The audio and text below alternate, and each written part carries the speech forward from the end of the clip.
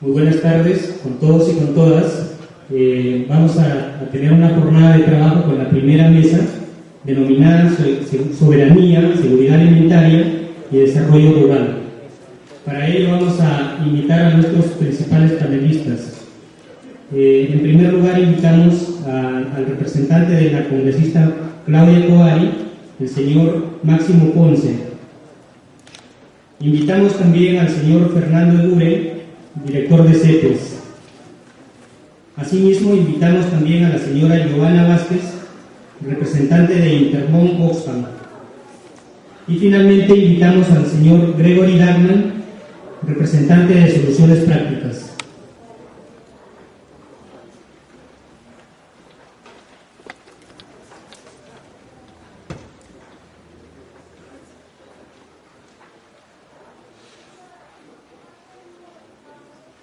Muy bien. Vamos a tener entonces el desarrollo de la primera mesa de trabajo denominada Soberanía, Seguridad Alimentaria y Desarrollo Rural. El objetivo de esta mesa de trabajo es generar un debate y propuestas sobre el rol en la gestión de las municipalidades en el tema de soberanía y seguridad alimentaria, de tal manera que se pueda promover el desarrollo integral, inclusivo y sostenible de las zonas rurales de nuestro país. En el marco de la Conferencia Anual de Municipalidades también se plantea unos objetivos específicos en este tema, para lo cual esperamos llegar a establecer algunos consensos que sean claros sobre los principales problemas y también identificar las principales necesidades de las municipalidades presentes acá y en las municipalidades en general en relación al tema de la soberanía y la seguridad alimentaria.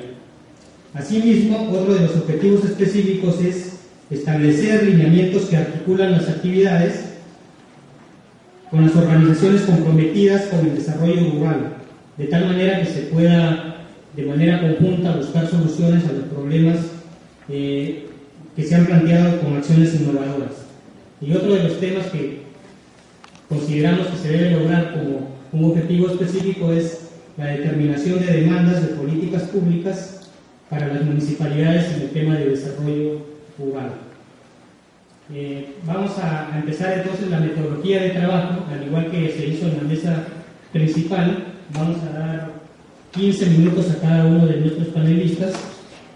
Vamos a probar también tener en cuenta la puntualidad para avanzar y no generar retrasos con la siguiente mesa de trabajo. En cuanto van haciendo su exposición, yo voy a controlar el tiempo. Cuando le falte 5 minutos a cada uno, les voy a avisar para que puedan ir optimizando la preparación de su ponencia. En ese sentido, esperamos algunos resultados de trabajo dentro de esta mesa. Uno de los principales resultados que esperamos lograr es que los participantes cuenten con un diagnóstico y propuestas sobre la soberanía alimentaria, que los participantes cuenten con lineamientos de acción para involucrarse desde las municipalidades rurales con el desarrollo rural, y que los participantes comunican y difunden los lineamientos y acciones propuestas para aplicarlas en sus localidades.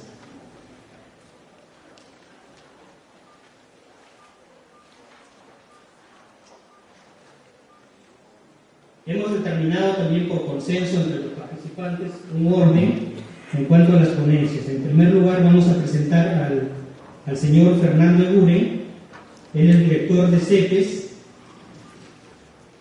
Él es director de la revista Debate Agrario, miembro del directorio del Seminario Permanente de Investigación Agraria del Perú, responsable del Grupo de Trabajo de Desarrollo Rural de la Asociación Latinoamericana de Organizaciones de Promoción, ALOP, y es autor también de varias publicaciones sobre el tema de la problemática rural, entre las cuales podemos destacar la reforma agraria y el desarrollo rural en el Perú, las ONGs del desarrollo rural, un ensayo provisional, y las políticas agrarias, una evaluación de 2 décadas.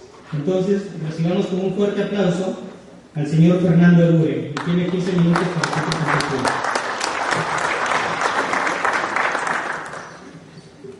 Bueno, muchas gracias por la invitación. Bueno, vamos a ver si en 15 minutos logro expresar lo que quería. A ver, la primera, por favor. A ver, una cosa muy cortita sobre la ubicación histórica de este tema de seguridad alimentaria y de soberanía alimentaria. Resulta que el tema, como tema global, el tema de la alimentación como un tema global data aproximadamente desde mediados del siglo pasado. Y un hito muy importante en eso es el papel de un brasilero que escribió dos libros, uno Geografía del Hambre y otro Geopolítica del Hambre, de Josué de Castro, que son dos libros que impactaron muchísimo digamos, a nivel mundial, y la FAO incorporó el tema como un tema propio. El año 74 se hizo una gran reunión mundial sobre el tema de la seguridad alimentaria. Todavía no estaba acuñado ese nombre, seguridad alimentaria. Muy preocupado porque parecía en ese momento que la población estaba creciendo a una velocidad mayor que la producción de alimentos, y eso indudablemente presentaba un gravísimo problema para, digamos, enfrentar los temas del futuro, ¿no? Pero más tarde, en la misma década, en parte por la famosa Revolución Verde, el incremento de la producción despejó este temor, ¿no?, de que hubiese más población que alimentos, ¿no? Y resultó que al final de cuentas se estaba produciendo más alimentos que los habitantes necesitaban, y que el gran problema no era tanto el de la producción y la disponibilidad de alimentos, sino el problema del acceso, o sea, el tema de la pobreza, que había gran cantidad de gente que no podía acceder a alimentos con cantidad suficiente porque no tenía los ingresos suficientes. Y el año 1996, en una cumbre sobre el tema alimentario, todos los países asociados a la FAO, que son casi todos los países del mundo, aprobaron una definición de lo que es seguridad alimentaria, en la cual hay 4 elementos básicos en esta definición. Una, que la seguridad alimentaria suponía que había abastecimiento de alimentos, o sea, que hubiese alimentos suficientes para todo el mundo y a nivel del país en todos los países, ¿no? Es lo que se llama el componente de disponibilidad, ¿no?, que hay alimento disponible. El segundo componente, que estos alimentos fuesen accesibles a todos, porque podía haber suficientes alimentos, pero digamos, por el tema justamente de la pobreza, no tenían todos accesibilidad a los alimentos. Esa era la segunda componente. El tercer componente era que los alimentos deberían, ya era la preocupación por el tema nutricional, es el uso de los alimentos, que los alimentos deberían, que las canastas de la alimentación deberían ser canastas equilibradas, que todo el mundo debería no solamente comer, sino nutrirse. Un cuarto componente era que estas 3 cosas anteriores, el abastecimiento, el acceso y el uso de los alimentos, debieran no pegar altibajos, sino que ser estable, ¿no?, el principio de estabilidad. Luego, con el tiempo, se agregó un quinto elemento, que era el de institucionalidad. Vale decir que para que haya disponibilidad, acceso, uso y para que no haya estas variaciones, que haya estabilidad, se necesitaban las instituciones, las normas, etcétera, que lo garantizasen así. Pero paralelamente a la reunión esta que hubo en Roma el año 96, se estaba reuniendo también en Roma la Vía Campesina, que es una organización global de la que forman parte organizaciones campesinas nacionales. En el caso del Perú, tanto la Confederación Nacional Agraria como la Confederación Campesina del Perú son asociadas a la Vía Campesina. Entonces, la Vía Campesina criticó esta definición de seguridad alimentaria, no porque los 4 componentes no tuviesen sentido, sino porque no iban a analizar cuáles eran los problemas justamente para que estos se cumpliesen, estos 4 componentes. Y uno de los principales problemas era el orden comercial internacional. En esos años justamente se acababa de constituir la Organización Mundial de Comercio, después de largos años de negociación en el marco de la ronda de Uruguay, en la que se consolidó una situación en la que los países desarrollados continuaban subsidiando sus agriculturas y compitiendo deslealmente con los países menos desarrollados que tuvieron que liberalizar, digamos, sus propias agriculturas, ¿no? En una situación de asimetría que lo que hacía es crear, digamos, consolidar una situación de fragilidad para los países menos desarrollados. Entonces, digo, la postura de la Liga Campesina es, uno, que los estados tienen que ser soberanos en la definición de políticas alimentarias, y de ahí viene el nombre de soberanía. Luego avanzaron más allá y dijeron que no eran solamente los estados, sino las poblaciones mismas las que deberían tomar decisiones soberanas en la cuestión de alimentación. Pero fueron no solamente un asunto de soberanía, sino que además le agregaron en esta reclamo de soberanía cómo se debía obtener esta seguridad alimentaria, ¿no? Uno era básicamente con la producción interna nacional, dos era con un papel central de la agricultura familiar, de la agricultura campesina, tres era manteniendo y desarrollando la biodiversidad y por lo tanto la postura ha sido muy crítica siempre a los transgénicos, por ejemplo, y al tipo de agricultura de monoproducción, ¿no? Cuatro, que deberían respetarse las preferencias culturales. Cinco, que lo que debería practicarse es una agricultura más bien orgánica, no tóxica. Seis, el acercamiento de la producción al consumidor, ¿no? Que no haya tanta intermediación de por medio, etc., ¿no? Estos son varios componentes importantes de la soberanía alimentaria, ¿no? La mayor parte de los estados del mundo han adoptado la definición de la FAO, que es la que aprobaron ellos. En América Latina, algunos países incorporaron en su legislación el concepto de soberanía alimentaria, como es el caso de Venezuela, de Ecuador, de Bolivia, de Nicaragua. Ojo, que una cosa es adoptar legalmente el concepto de soberanía alimentaria y la otra es ejecutarlo, porque hay una serie de problemas prácticos, digamos, para ejecutarlo. Pero en fin, y hoy día es un tema de pleno debate entre la opción de seguridad alimentaria y la opción de soberanía alimentaria, y hay esfuerzos de tratar de articularlo, de acercarnos a estas diferencias. Justamente hace 3 o 4 días han tenido una reunión en Roma con la presencia de Graciano da Silva, que es el director general de la FAO, una reunión con Vía Campesina en la cual la FAO ha mostrado su interés en ver puntos, digamos, de confluencia en estos dos conceptos de lo que es alcanzar, digamos, la seguridad de la alimentación alimentaria, ¿no? Bueno, ahora, el papel, por lo tanto, las políticas internas son muy importantes, obviamente.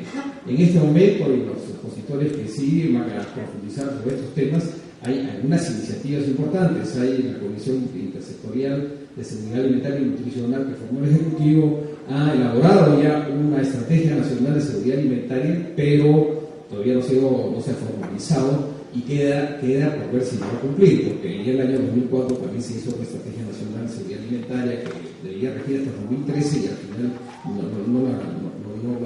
no fue, digamos, ejecutado, ¿no? Y por parte del Congreso hay una propuesta de ley de seguridad alimentaria que está por entrar a plenario.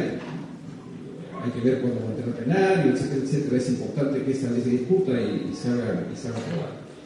Pero ya salió una norma que es muy importante y que creo que no ha merecido, salvo en el momento justo que salió, no ha merecido la suficiente atención y seguimiento, que es la Ley de Promoción de la Alimentación Saludable para niños, niñas y adolescentes, que es una ley que establece una serie de límites y restricciones a la publicidad de lo que se llama la comida chatarra, o sea, comida que tiene una gran cantidad de azúcares, de sodio y de grasas, y que es la causa principal del sobrepeso y de la obesidad, que a su vez trae una serie de enfermedades, diabetes, hipertensión, etc.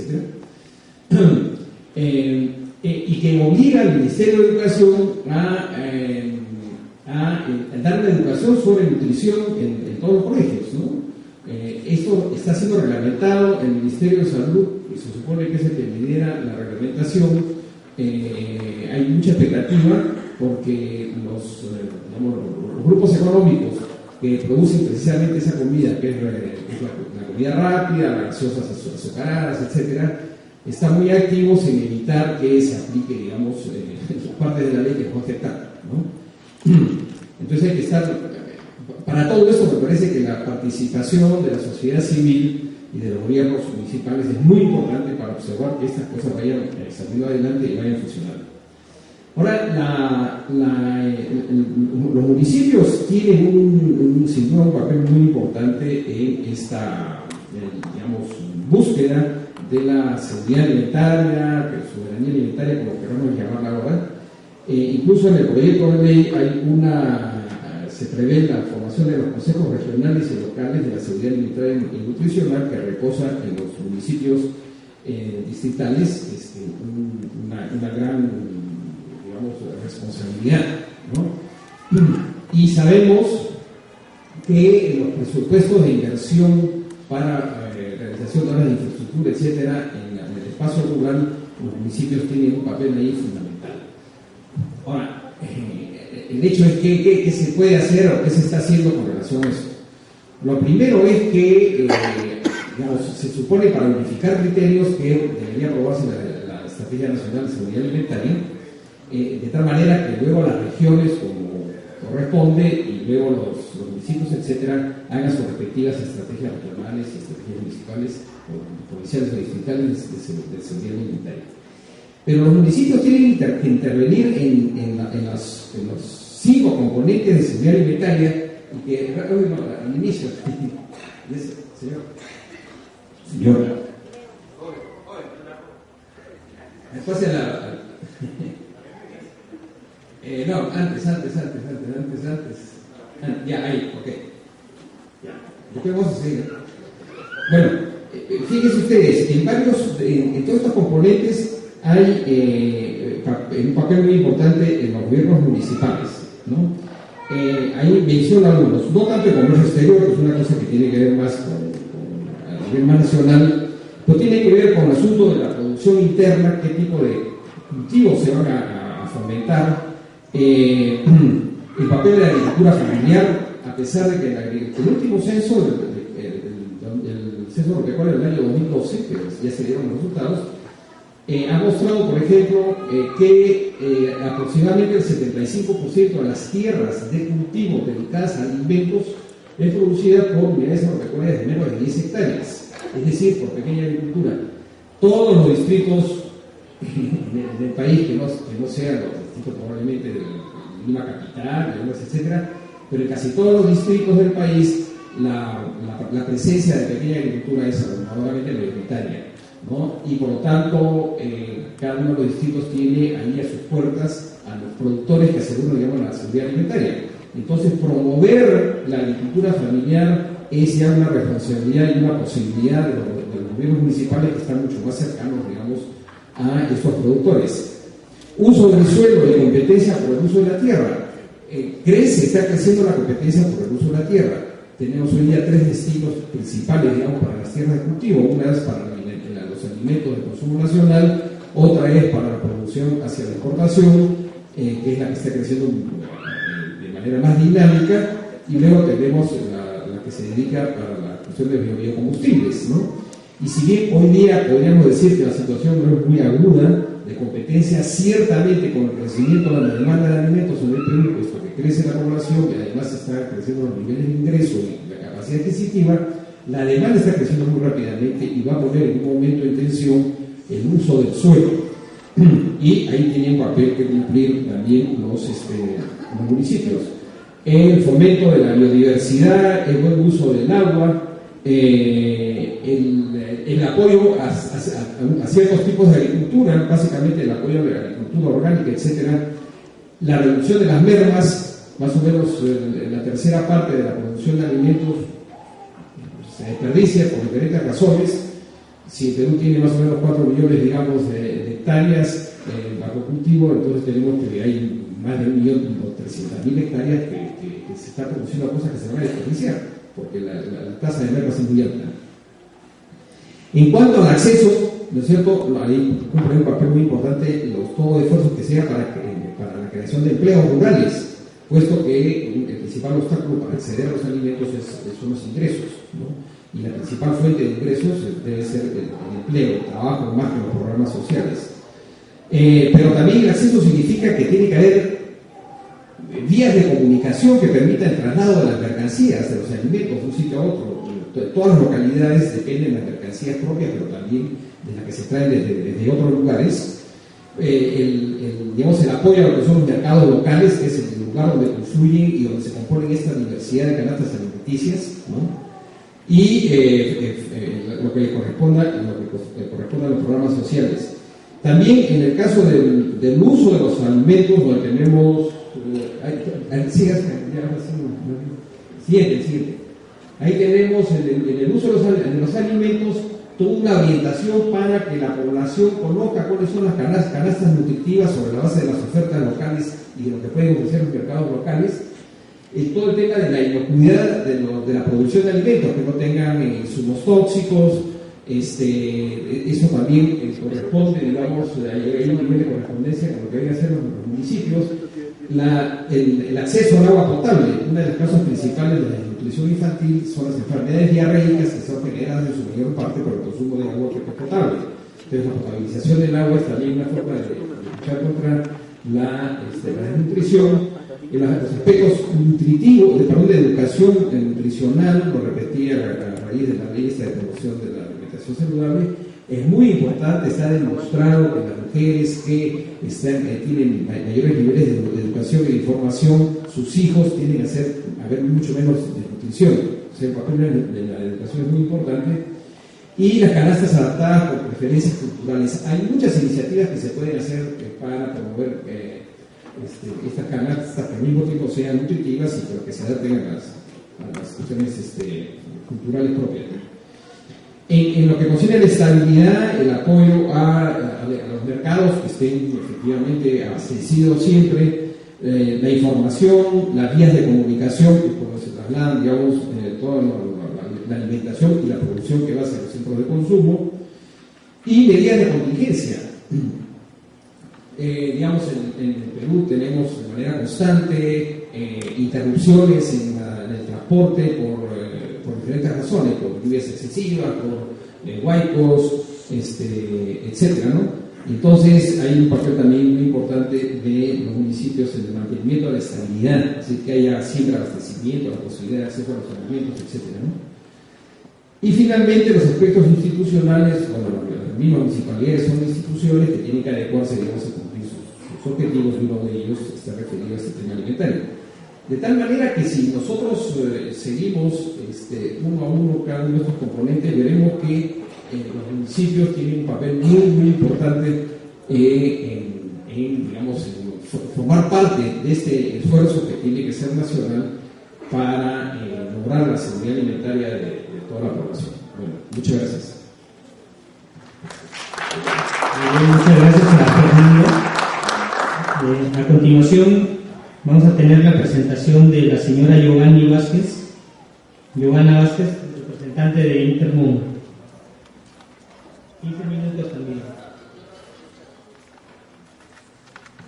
Buenas tardes, gracias por venir a coger mi presentación. Bien. Buenas tardes con todos y todas. Yo soy Giovanna Vázquez Luque, yo trabajo en Oxfam, coordino una campaña que se llama Crece. Crece es una campaña global que tiene Oxfam hace 2 años en distintos países del mundo, en el cual estamos tratando de discutir y abordar con organizaciones y aliados frente a los gobiernos la discusión sobre las políticas alimentarias que deben de tener los estados para poder garantizar alimentos para todos y todas.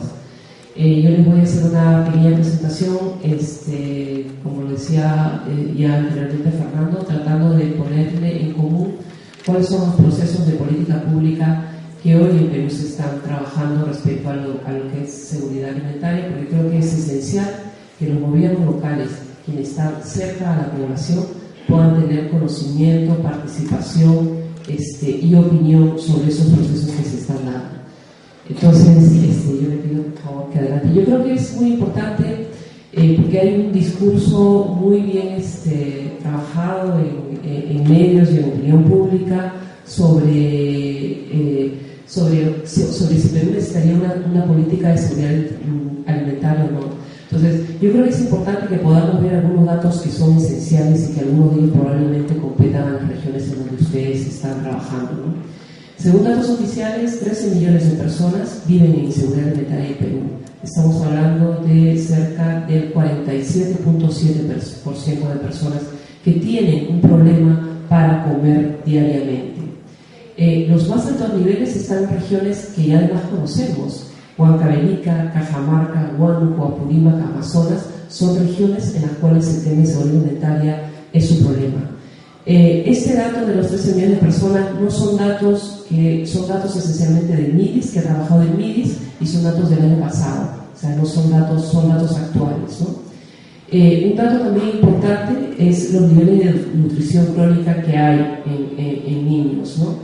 Que se concentra además nuevamente en 5 regiones que a veces se repiten. Son Apurímac, Cajamarca, Huancavelica, Huánuco, Loreto. Los niveles de nutrición crónica en esas regiones están por encima del 30%. Estamos compartiendo en muchos casos indicadores con países de África. Entonces, creo que es importante ver que, si bien es cierto, Perú ha podido trabajar y destacar en algunos aspectos, sí es importante notar que hay regiones en las cuales el tema alimentario sigue siendo un problema real, y probablemente son regiones en las cuales ustedes están. En el mundo hay 842 millones de personas que pasan hambre, ¿no? Y en América Latina son 47 millones de personas. Son datos actuales de los reportes de la FAO del año 2003. En ese sentido, creo que también es importante ver cuáles son los indicadores de déficit calórico que Perú tiene, que afecta al 28.4% de la población. Nuevamente, las regiones donde se registran los más altos niveles de déficit calórico son las de la sierra. Pasco, Huancavelica, Huánuco tienen indicadores importantes en términos de déficit calórico. Sin embargo, no podemos hablar solamente de un problema de nutrición. Como bien Fernando hace un momento lo acaba de decir, hay también un problema de malnutrición vinculado a incremento de sobrepeso en niños menores de 5 años. Este también es un problema de alimentación. No solamente es un problema de nutrición, también es un problema de obesidad. Estos indicadores creo que son oficiales, creo que son argumentos suficientes y necesarios como para que haya políticas desde los distintos niveles del Estado que aborden la problemática de seguridad alimentaria en el Perú. Es un tema importante, es un tema de ahora, es un tema que va a tener un impacto en el futuro, ¿no?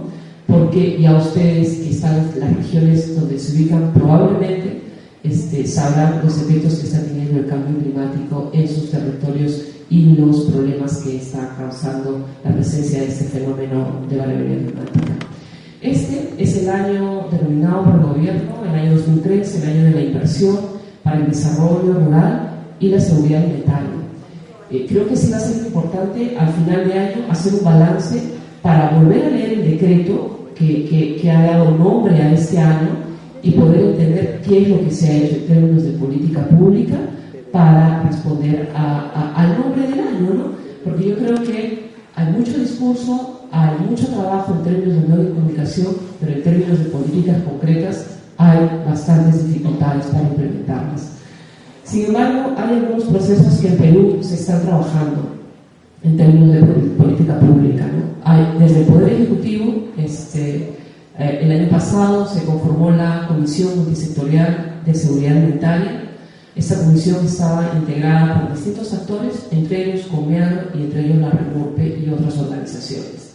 Esta comisión tuvo durante varios meses el encargo de construir y trabajar el plan y la estrategia de seguridad alimentaria y nutricional del 2014 hasta el 2021.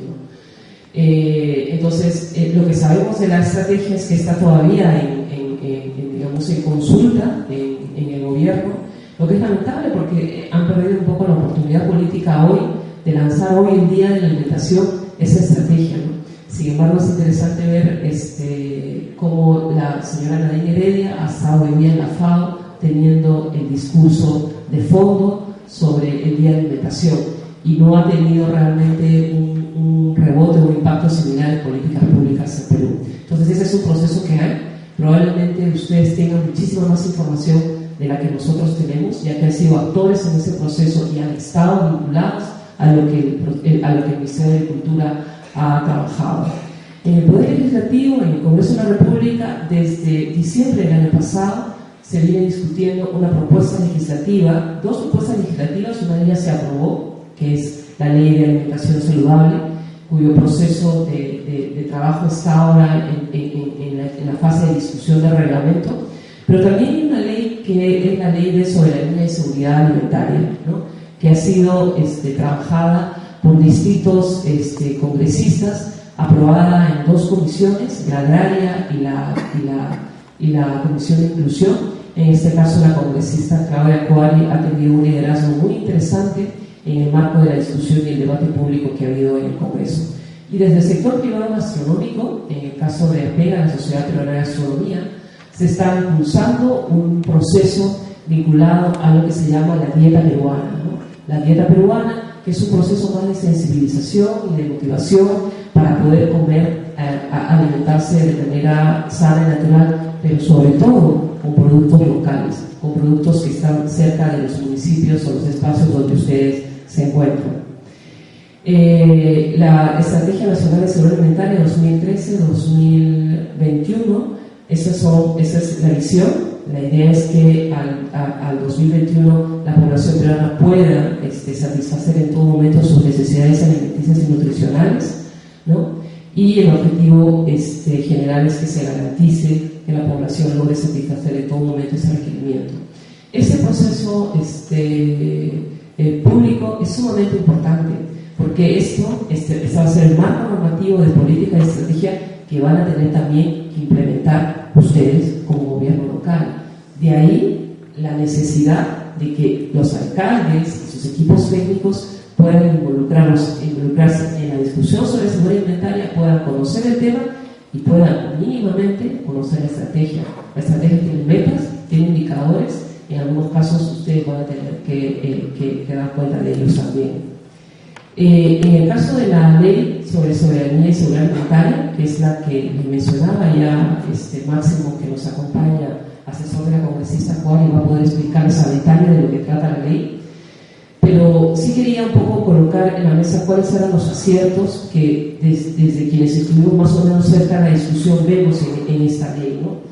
Perú es uno de los pocos países en América Latina que no tiene garantizado en ningún marco normativo el derecho a la alimentación. Esta ley lo coloca, coloca y menciona que la alimentación es un derecho. Y yo creo que eso es muy importante, ¿no? Es muy importante porque da otro piso político en la discusión sobre el tema alimentario, ¿no? Incluye una definición sobre agricultura familiar, ¿no? Que está vinculada a todo lo que es pequeña agricultura. Muchos de sus territorios, si son espacios rurales, la prevalencia de pequeña agricultura es esencial, ya lo dice el censo, ¿no? Esencialmente concentrados en la sierra. Define el rol, además, del Estado peruano para garantizar el derecho a la alimentación. Define cuáles son los principios que tiene que tener el Estado peruano para trabajar todo el tema alimentario. Ese tema es muy importante. Crea el Sistema Nacional de Seguridad Alimentaria.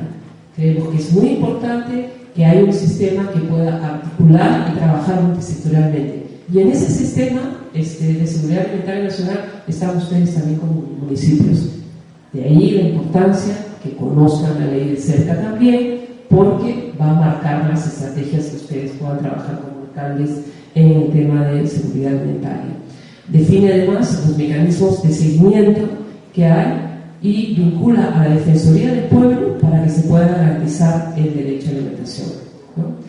Esos son los aciertos que tiene la ley. Tiene también algunos desafíos que creo que, si es que se logra que entre en agenda y en debate en el Congreso, va a ser importante un poco mirarlos. Creo que desde nuestro punto de vista hay de alguna manera una distorsión de lo que es soberanía alimentaria. Ya Fernando les explicaba un poco el concepto.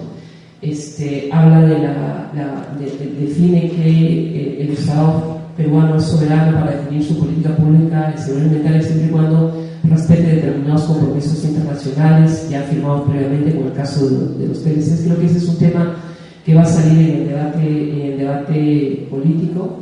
No considera enfoque de género, lo que es realmente lamentable. Las mujeres productoras. Según el censo del 2012 son el 12%, el 30% de la población de unidades productivas. La ley no levanta temas sobre género, no tiene un lenguaje inclusivo.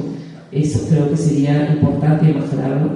Creo además que el sistema nacional que plantea este marco normativo también debe ser conocido por ustedes, porque me parece que hay regiones como la de Cusco, por ejemplo, en donde ya hay un proceso avanzado de conservación de seguridad alimentaria, ya ha trabajado. ¿Qué va a pasar entonces si hay un nuevo sistema que la ley lo crea?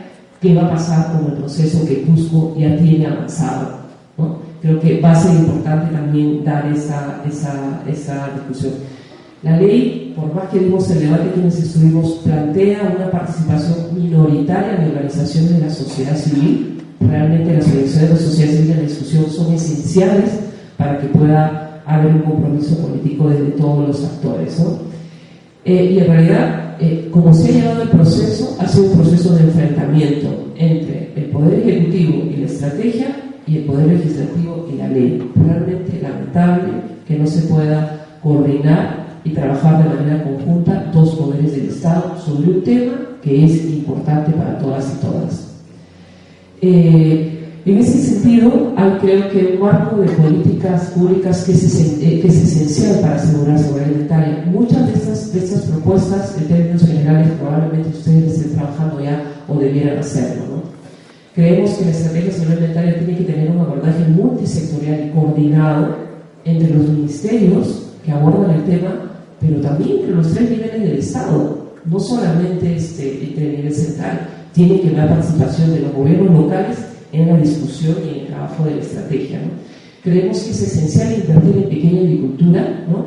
En sistemas que sean sostenibles y resilientes, porque son esta pequeña agricultura la base de la seguridad alimentaria en el país, y ustedes son quienes más cerca están en esos procesos. Es importante disminuir los niveles de dependencia alimentaria que existen hoy en Perú, y creo que un tema candente en términos de agenda política también va a ser legislar sobre la distribución de la tierra y garantizar la titularidad de la tierra de comunidades campesinas y nativas. No podemos hablar de seguridad alimentaria si es que no tenemos asegurados los elementos esenciales para la producción de alimentos, como son tierra y agua. Creemos que es importante en términos de política pública invertir también en investigación, en innovación, en transferencia de tecnologías. El censo del 2012 nos muestra que solamente el 10% de los agricultores han tenido posibilidades de acceder a asistencia técnica. Es realmente impresionante cómo se aborda todo el tema de tecnología e innovación. El cambio climático es hoy una realidad, es importante verlo, ver cómo se pueden promover medidas de prevención y mitigación para adaptación, y es clave discutir sobre la institucionalidad que va a gestionar todo el tema de política pública en seguridad alimentaria. En el marco de la campaña, con algunas organizaciones agrarias que son la alianza de gremios como el colectivo de seguridad alimentaria, del cual ustedes son parte, estamos lanzando una campaña de recolección de firmas para poder recolectar firmas para la aprobación de la ley. Se encuentra en el dominio actua.p y en el Face de Apoyo y Crece colocando información sobre la campaña. Muchas gracias. Muy bien. Agradecemos entonces la exposición de la señora Giovanna Vázquez, y a continuación también 15 minutos para el señor Máximo Ponce, asesor de la congresista Claudia Coari.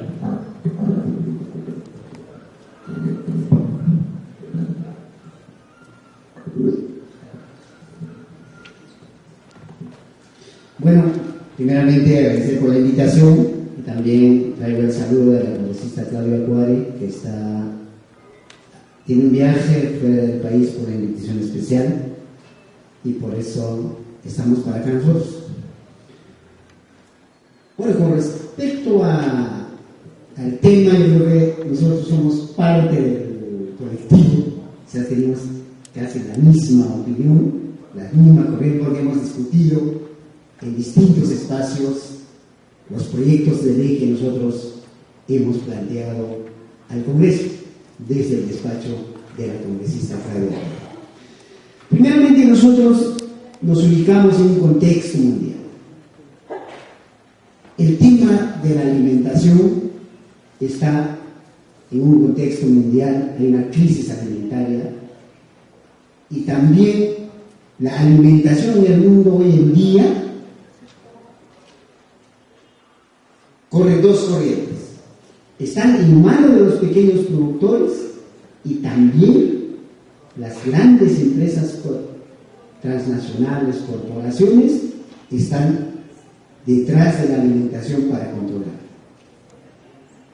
Está en disputa cómo controlan la alimentación en el mundo. Las empresas especulan con los productos. Entonces, en ese escenario, nosotros, los países, ¿cómo podemos ser mínimamente soberanos en nuestra alimentación? Pues, en ese escenario nosotros planteamos los proyectos de ley. ¿Quién realmente va a alimentar en el mundo a las generaciones futuras? Esa es la gran pregunta que está presente en estos momentos. Entonces, el control, todo eso, un tema creo que no está mucho en el debate, esto de los subsidios. Porque cuando los pequeños productores, por ejemplo, plantean crédito de promoción, nos dicen que estamos estirando la mano, que los productores solo saben estirar la mano. Y he estado viendo los datos, por ejemplo, Unión Europea, este año está destinando 50.000 millones de subsidios para sus productores. Igual Estados Unidos. Entonces, otros países desarrollados le dan subsidio a sus productores para producir, para comercializar, para exportar. Entonces, básicamente dan subsidios ¿para qué? Para que los productores permanezcan en el campo. ¿Quién va a producir alimentos? Entonces, en nuestro país la corriente es distinta. Pero yo creo que ese elemento me parece importante tomar. Por ejemplo, en la Unión Europea, los países ahorita están en un problema de cómo se distribuyen los subsidios. Antes los subsidios caían a un grupo de productores que tenían mucha incidencia en el poder. Ahora se está planteando que debe ser equilibrado la distribución de los subsidios. Creo que ese elemento no está mucho en debate en el país. Vamos avanzando porque yo creo que ya fue tocado. Vamos a desarrollar el tema de la ley. Vamos avanzando, a ver. Eso también está. A ver, vamos a ver. Aquí la ley tiene varios antecedentes. Bueno, nosotros planteamos separadamente dos proyectos de ley entre soberanía alimentaria y seguridad alimentaria, teniendo en cuenta que se ha explicado en este ley que soberanía teniendo dos elementos principalmente de accesibilidad y disponibilidad, y seguridad es más de políticas públicas para cómo garantizar esa seguridad alimentaria. Nuestra ley plantea como objetivo el reconocer el derecho. Un tema tiene que ver la ley con el derecho, y otro tema tiene que haber priorización de los sectores más vulnerables. En este caso son mujeres, niños, ancianos y también los sectores de extrema pobreza. Otro es cuáles son las obligaciones del Estado. También ahí está como objetivo planteado. Y principios y un sistema nacional de soberanía y seguridad alimentaria que es más institucionalidad. Vamos pasando. En nuestro país, con respecto al derecho a la alimentación, en nuestra legislación constitucional, alguna ley no está contemplado como derecho inherente a la persona. Entonces, ¿cómo un elemento esencial para la vida, que es alimentación,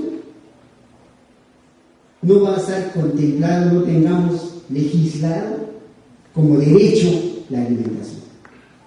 Para nosotros es inconcebible.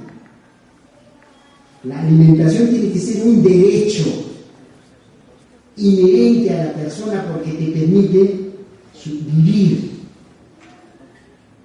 Entonces, ahí está planteado como derecho en la ley. Creo que también, si no está planteado como derecho, tampoco puedes exigir. Entonces, el derecho te permite la exigibilidad. Y el otro aspecto que te permite como derecho también es que si el derecho de alimentación no tienes otros derechos, tú no puedes cumplir adecuadamente.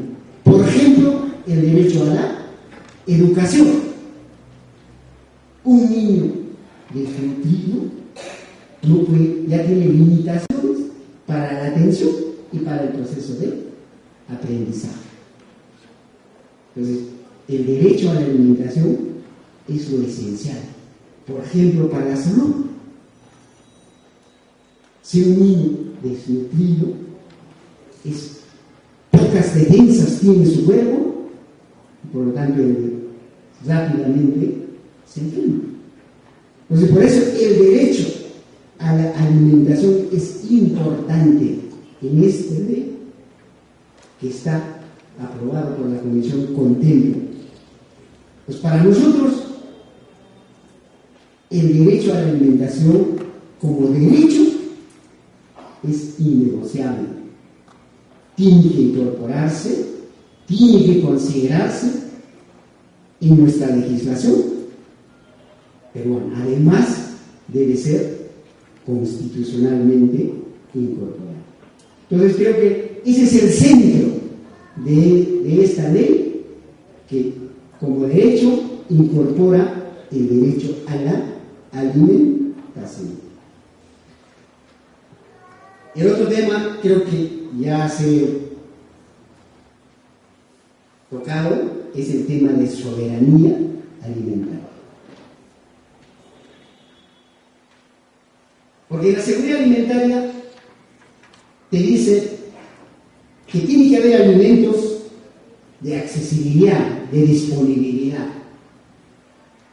Pero no te dice esos alimentos de dónde vienen, cómo están producidos, quiénes lo producen. Ahí, en seguridad alimentaria no te dice eso. Por eso, soberanía alimentaria sí te dice quiénes deben producir, de dónde debe provenir la alimentación. Ahí es para nosotros importante, por eso, la soberanía alimentaria en primer plano.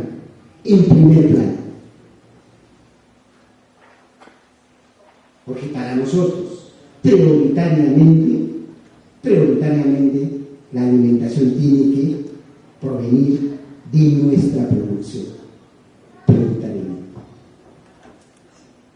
No tendremos la capacidad, seguramente, de abastecer el mercado interno. No tenemos la capacidad, pero tenemos que desarrollar nuestra capacidad productiva al máximo. Y lo que falta, tendremos que importar, comprar, porque la capacidad de consumo es mayoritariamente, ¿cierto?, mayor que la demanda. Pero no podemos de olvidar de producir internamente para abastecer el mercado interno. Pues creo que ese es el elemento esencial de soberanía y el acceso a los recursos productivos. Lo que se ha dicho: agua, tierra,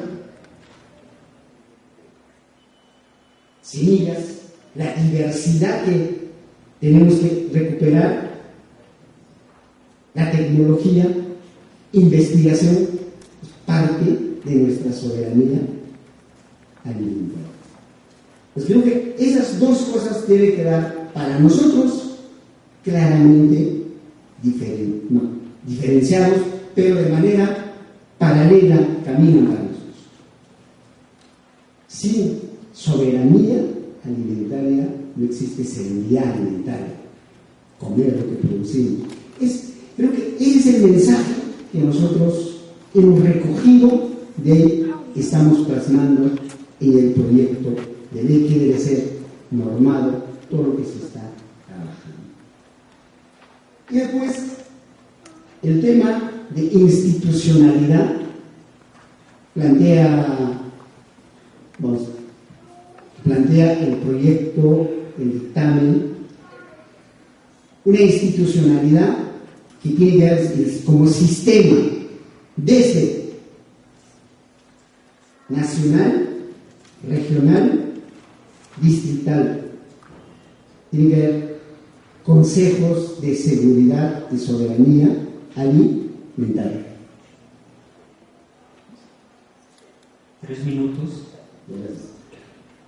Alimentaria que establece como un marco institucional. Entonces, ahí, por ejemplo, el Ejecutivo no está de acuerdo. La opinión del Ministerio de Agricultura en este punto, institucionalidad, ellos dicen: nosotros tenemos un consejo, pero una comisión multisectorial de seguridad alimentaria. Entonces, la institucionalidad que está planteando la ley va a ser paralelo, no es necesario, porque el Ejecutivo está trabajando.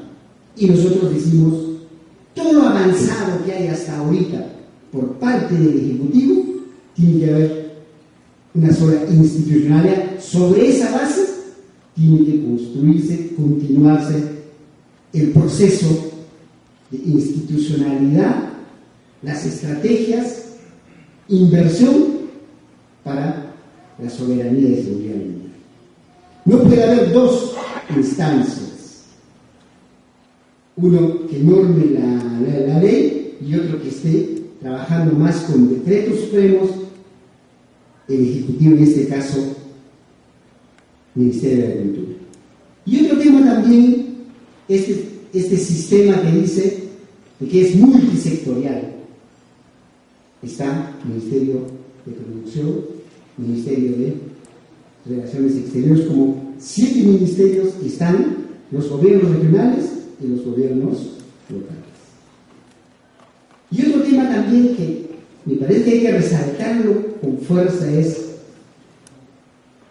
las fuentes de seguridad alimentaria son dos: la fuente productiva y la fuente de recursos hidrobiológicos.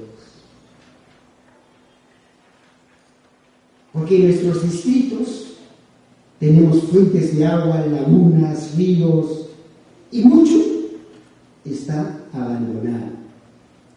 Por ejemplo, yo soy de Puno. En Puno, ¿qué se ha priorizado? Se ha priorizado la crianza de truchas. Y se ha abandonado, está en extinción otras especies: el maule, pejerrey, suchi, algas, dicen los especialistas. Pero ese sector de los recursos hidrobiológicos hay que desarrollarlo también. Y hay que recuperar, porque la trucha ya no está en la mesa de abajo mucho, por el costo, como la quinoa ya no está en la mesa, así del pueblo, de la mesa popular. Ya la quinoa está volando. Entonces, ese es otro casos. Entonces, hay esas dos fuentes, hay que desarrollarlo. Por eso justamente ahora en esta legislatura nosotros estamos participando en la Comisión de Producción para desarrollar el tema de recursos hidrobiológicos articulado a la seguridad alimentaria. Bueno, la ley del proyecto de ley fue aprobado en la Comisión de Agraria y Comisión de Inclusión Social por unanimidad.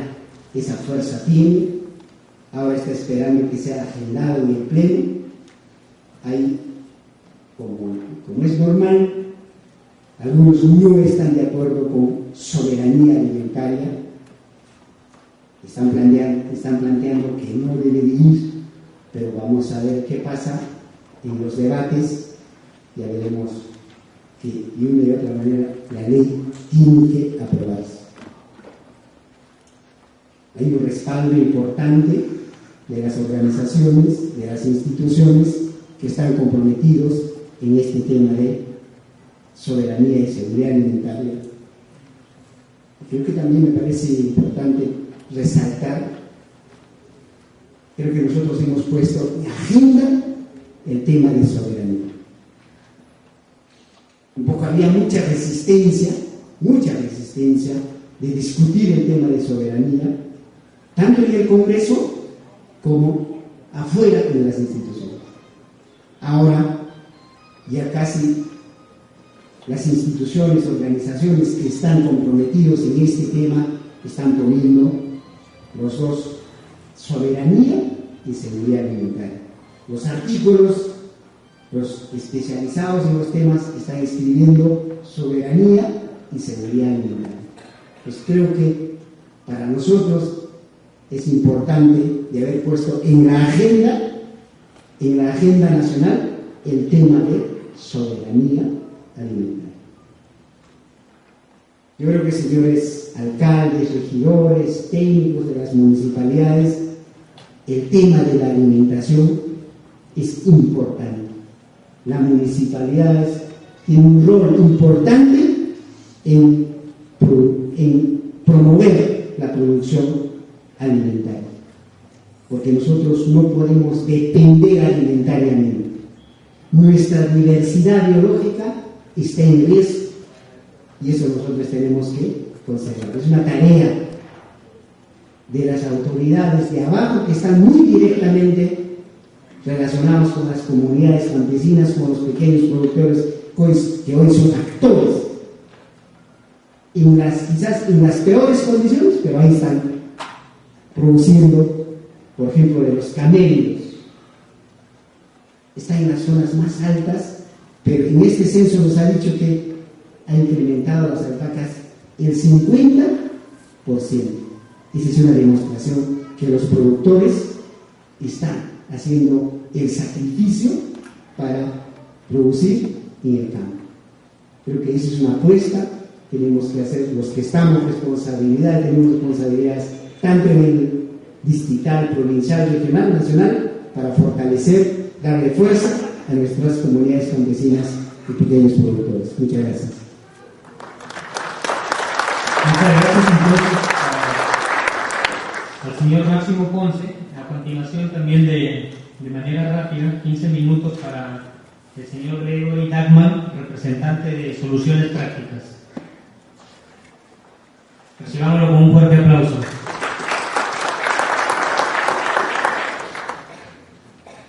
Buenas tardes, ¿funciona?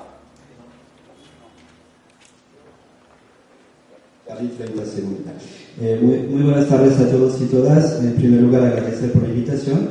Y ahí vamos a presentar una experiencia local, regional, ¿no?, que se desarrolló en la región Apurímac en el marco de un proyecto que implementó la ONG Soluciones Prácticas y la Remorpe en torno al desarrollo, ¿no?, del sector de criadores de camélidos.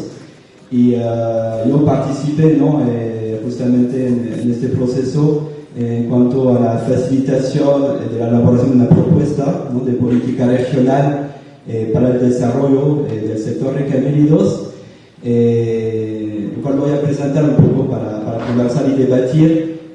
Yo creo, ¿no?, que es importante, visto pues que estos 2 días, ¿no?, vamos debatiendo de agenda política sobre temas muy clave cuando hablamos de desarrollo rural, a saber soberanía, seguridad alimentaria, agua y cambio climático. Antes de empezar a presentar brevemente dicha propuesta, tengo algunos puntos, ¿no?, de reflexión. En primer lugar, hablamos de soberanía. Obviamente es un concepto muy vinculado a la producción local de alimentos, a la producción de calidad de alimentos y también a la producción sostenible de alimentos. Y ahí es clave el tema de quién maneja, quién tiene el control de los recursos naturales, que sea agua, suelos, tierras, semillas, agrobiodiversidad, en fin, ahí es un desafío, ¿no?, a nivel local, a nivel nacional, en cuanto a modelos de desarrollo. El segundo punto, creo, hablando un poco de la experiencia, ¿no?, de algunas conclusiones, un segundo punto muy importante, ahora hablamos de camélidos, de alpacas, de llamas, es que el desarrollo de este sector está muy pregnado de discursos desarrollistas, discursos economistas, que han resumido en cierto modo el sector a la producción de fibra de calidad y su valorización y acceso a mercados mayores, ¿no? Entonces hay también otra reflexión, ¿no?, cuando hablamos de soberanía alimentaria, visto pues que el discurso se enfocó a la economía monetarizada, en cierto modo marginalizando otro tipo de productos como la carne, que es clave pues para la alimentación de las familias de criadores de camélidos, marginalizando también otras formas de intercambios como el trueque. Ahí pues son reflexiones, ¿no?, que llaman la atención cuando hablamos de desarrollo, economía y soberanía alimentaria, ¿no?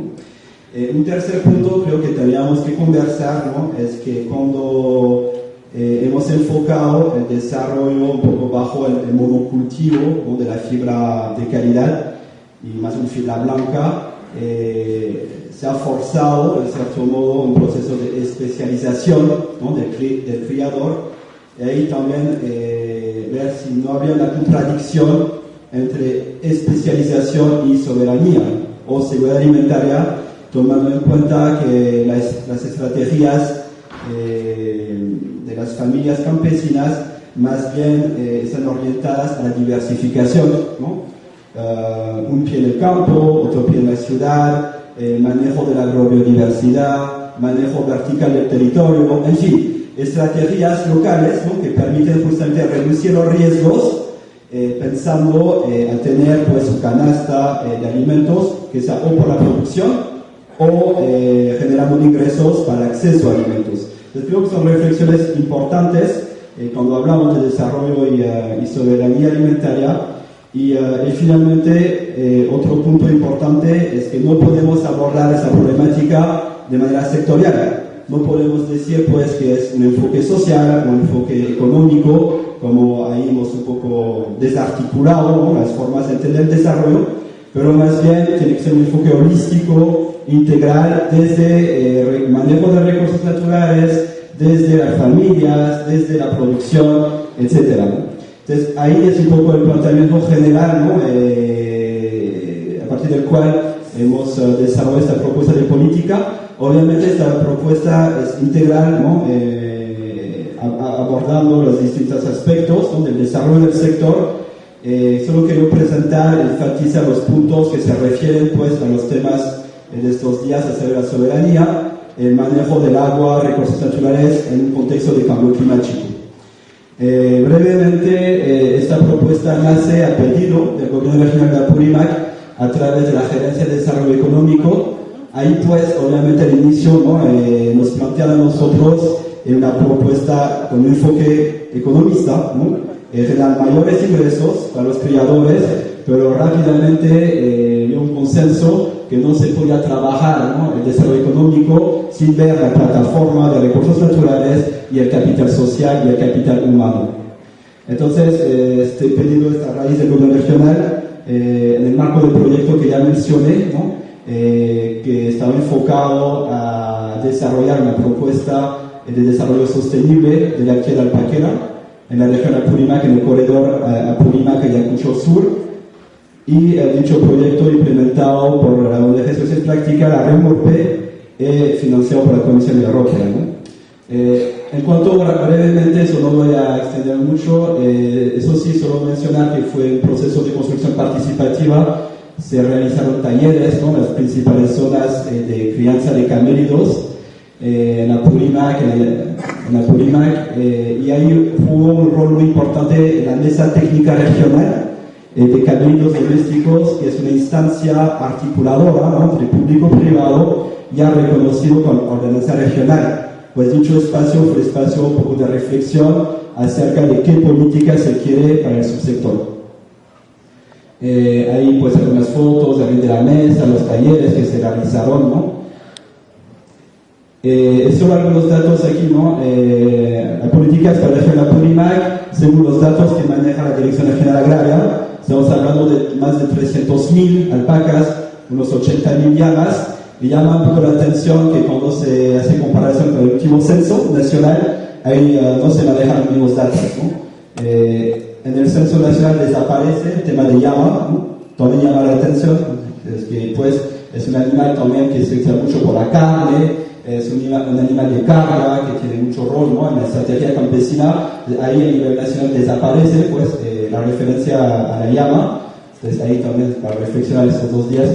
Y pues hay un poco de discordancia entre los datos que maneja la Dirección Regional a través de sus agencias agrarias y el dato nacional. Para los que conocen la Apurímac, obviamente la crianza de camélidos se concentra al sur, ¿no?, de la región, en la provincia de Antabamba, Aymaraes, ¿no? Esta actividad depende directamente de los 2.000 familias, ¿no?, que obviamente se concentra en la parte alta del territorio de la región, lo cual representa unos 25% del territorio regional. Ahí no voy a detallar, ¿no?, un poco el diagnóstico, ¿no?, pero pues lo tendrá, creo, en el material que se va a repartir, ¿no? Ahí se hizo un diagnóstico en cuanto a fortalezas y debilidades del sector. Solo llamar la atención sobre un dato, esto es el mapa de concesiones mineras de la región Apurímac. Podemos ver que hay más de la mitad, ¿no?, de la región concesionada, con proyectos ya que arrancaron. Pueden ver también que coinciden las zonas alpaqueras del sur, ¿no?, donde se ubican las concesiones. Ahí pues un primer punto de reflexión, ¿no?, que mencioné, quién tiene el control, quién tiene el uso de los recursos naturales, visto que es el inicio de la soberanía alimentaria. Oportunidades sí hay varias también, ¿no? Ahí ustedes conocen, ¿no?, que se habla de producto bandera para el país, ¿no?, que es mejorar la calidad, productos de exportación, etcétera, el turismo, la artesanía, el tema de servicio ambiental también, ¿no? Ya entramos un poco en la propuesta de políticas, ¿no? El objetivo de esta política ahí no se centró, como lo voy repitiendo, nada más en el desarrollo económico, pero el objetivo es de potenciar, revalorar y potenciar la crianza, ¿no?, de los camélidos en cuanto a su importancia para las familias, ¿no? Ahí se centró en el capital humano, en primer lugar las familias de criadoras, pensando que es el núcleo, ¿no?, de articulación territorial de sustento de dicha actividad para el desarrollo local y regional, ¿no? En cuanto a alineamientos programáticos, vamos a ver pues, cuáles son los grandes ejes, ¿no?, que habría que trabajar para desarrollar de manera integral el sector. En primer lugar, las capacidades humanas. Ahí el tema de la seguridad alimentaria, salud es clave. 2, el tema del medio ambiente, recursos naturales, cambio climático, que toma más importancia en el contexto actual, ¿no?, de degradación ambiental, de impactos de eventos climáticos extremos, degradación de praderas, escasez de agua, ¿no?, que son ya que ya viven, ¿no?, son situaciones que ya viven, ¿no?, las familias de criadores. El tercer punto que ya se mencionó, la importancia, ¿no?, de la tecnología, eso sí, de la comercialización. Si el primer punto se centra, ¿no?, en la economía más de autoconsumo en cuanto a fortalecer la familia. El punto 3, ahí es más el capital económico, ¿no?, centrando un poco la reflexión en cuanto a política sobre la competitividad de los productos. para generar ingresos, para comprar alimentos. Un tema importante en Apurímac es la integración vial, ¿no? Hay zonas totalmente marginalizadas, ¿no? Entonces, fuera de los corredores mayores, es finalmente el capital social. Ahí es clave también la organización, recuperar, ¿no? la comunidad como organización de base, la asociación, que ya es un espacio que viene fomentando el Estado, el Minagri, ¿no? Los proyectos de desarrollo, pero también la importancia de la articulación interinstitucional, ¿no? Eso es un poco la ruta estratégica de dicha política. El objetivo mayor es incrementar o garantizar la calidad de vida de los criadores, considerando, ¿no? Como ven en naranja, la importancia de ir conciliando seguridad alimentaria nutricional y rentabilidad económica, ¿no? No es algo que se puede disociar en el contexto andino en esta actividad de crianza de camellos, ¿no? Para lograr este propósito mayor, ahí es poco la ruta, se propone como clave la tecnología, la experimentación, la investigación sobre crianza, sobre recursos naturales, el tema de la organización social y productiva, considerando la organización de la tecnología, dar el salto hasta el desarrollo productivo y finalmente la comercialización, ¿no? Ahí, cuando analizamos los proyectos que se han ejecutado, a veces ya se empezó directamente, ¿no? Con la comercialización, ¿no? El acopio o mejor el precio como la solución para el desarrollo, pero pues al decir los mismos criadores, las instituciones que han trabajado, hay que considerar, ¿no? Una especie de ruta estratégica que va más allá, obviamente, de la comercialización, ¿no? Como eje transversal el tema de servicios, integración vial, y para que esta ruta se pueda implementar, se pueda construir, algo que ya se mencionó, ¿no? Los integrantes de la mesa, la importancia de la organización, la articulación entre instituciones. Ahí se plantea que el gobierno regional de Apurímac conforme un subconsejo regional de desarrollo de los camélidos que dependa directamente del Consejo Regional Agrario. Ahí el tema de soberanía sería algo que habría que ver pensado desde la producción. Eso está bien claro en esta propuesta, ¿no? Brevemente los ejes un poco que se han planteado en cuanto a capacidades humanas. Hay distintas líneas de acción estratégica, ¿no? Que han sido ya validadas. En primer lugar, garantiza la alimentación y nutrición, ¿no? De adultos, niños, familias, ¿no? Con productos locales. Ahí se plantea claramente, ¿no? En la propuesta. El tema de educación, que es clave también, ¿no? El presidente de la congresista mencionó, ¿no? Que no se puede abordar la problemática de soberanía alimentaria disociando del tema de la educación, tanto educación técnica, ¿no? Los institutos tecnológicos que estén implementados en las zonas alpaqueras no tienen ninguna carrera, ¿no? Para formar técnicos agropecuarios para el tema de camello, ¿no? El tema de la elección productiva de trabajo, el tema de garantizar adecuada atención de salud, ¿no? Que es también muy vinculado a los temas referidos, capacidades técnicas, ahí regresa al tema de la tecnología, y el tema de vivienda saludable, ¿no? Porque ahí hay un vínculo muy fuerte: salud, alimentación, seguridad, soberanía alimentaria, ¿no? El proyecto trabajo, ¿no? Por ejemplo, diversificando actividades, la revaluación de Charqui, una propuesta interesante que trajo el proyecto que va en ese sentido de la educación productiva por el trabajo. La escuela de Camayoc, ¿no? Se ha formado extensionista rural reconocido a nivel del Estado.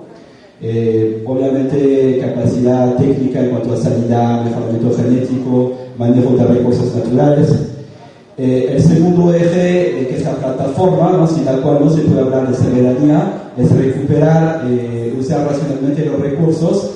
Lo que tiene que considerar: uno, conservar, en primer lugar, el potencial; dos, legitimar la recuperación. Ahí hablamos de normatividad, hablamos de ordenamiento territorial, ¿no? Tres, poner en marcha la recuperación con tecnologías, ¿no?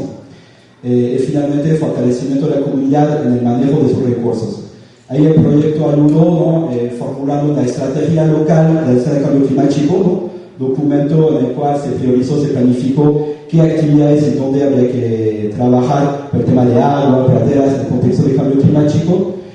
y con tecnologías como cercado de pasturas, protección de fuentes de agua, ¿no? Se trabajó a nivel de la puesta en marcha de la recuperación. Manejo de agua también, ¿no? El tema de microreservorios, canal rústico, riego de praderas, son tecnologías que se han trabajado. El tercer eje, que es clave, porque igual no hay que olvidar la parte de economía más monetarizada, un primer punto clave es garantizar la innovación tecnológica, sin la cual no se puede dar el saldo productivo, para mejorar la rentabilidad de la crianza, la promoción del consumo de los productos. Por ejemplo, en Apurímac, en Abancay, es que es imposible conseguir carne de alpaca, un ejemplo, charqui y hablar. La promoción de un sistema comercial más equitativo y finalmente el tema de información. Ahí algunas veces, no es algunas veces, el problema de la competitividad está muy relacionado con el escaso acceso a la información. Ahí pues el proyecto igual trabajo, ¿no? A través de los caballos, obviamente como brazo local para difundir la innovación. Trabajo también en innovaciones para el manejo, como software para manejar el registro de alpacas. La diversificación de ingresos se trabajaron no solo por la fibra, pero también el charqui, los cueros, ¿no? Aprovechar la diversidad que brinda la alpaca y la llama. Centros de acopio, ¿no? También como mecanismo de comercio más justo. Y finalmente a través de una página web para el acceso a la información, ¿no? 30 segundos se voy acabando.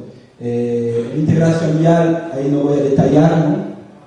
Y finalmente el proyecto también, ahí es importante conversar, trabajo mucho el tema de la organización, tanto local, ¿no? Como articulación interinstitucional.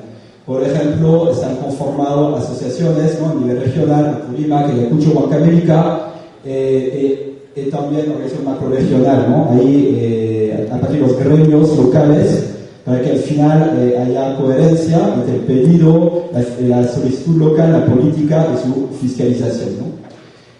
A nivel de asociaciones, ¿no? Apoyo para que participe a Procompite, por ejemplo, fortalecimiento del gobierno local, ¿no? A través de espacios de articulación, mesa provincial, mesa regional, fortalecimiento de los gobiernos locales, ¿no? Del ámbito para el desarrollo económico local, y finalmente eso en cierto modo aterrizó a nivel de políticas en la aprobación de la ordenanza regional, la ordenanza local y la propuesta de política que brevemente presenté, ¿no?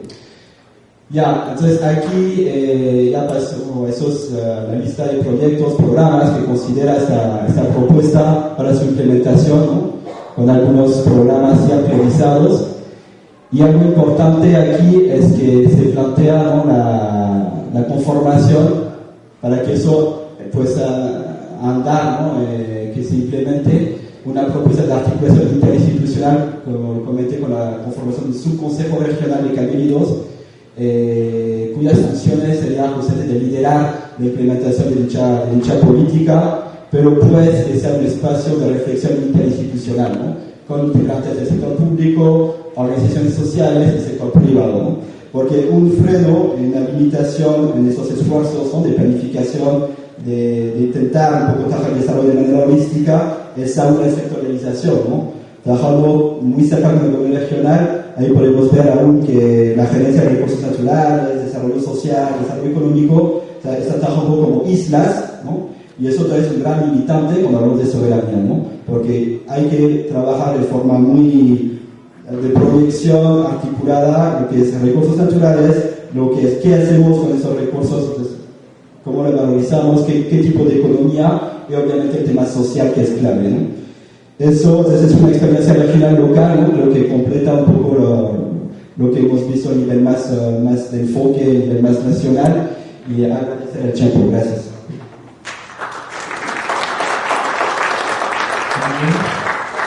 Muchas gracias, agradecemos entonces a los ponentes, han estado respetando el tiempo establecido, y como saben, el tiempo también es nuestro peor enemigo, nos ha ganado. Se les ha alcanzado a todos los participantes unas tarjetas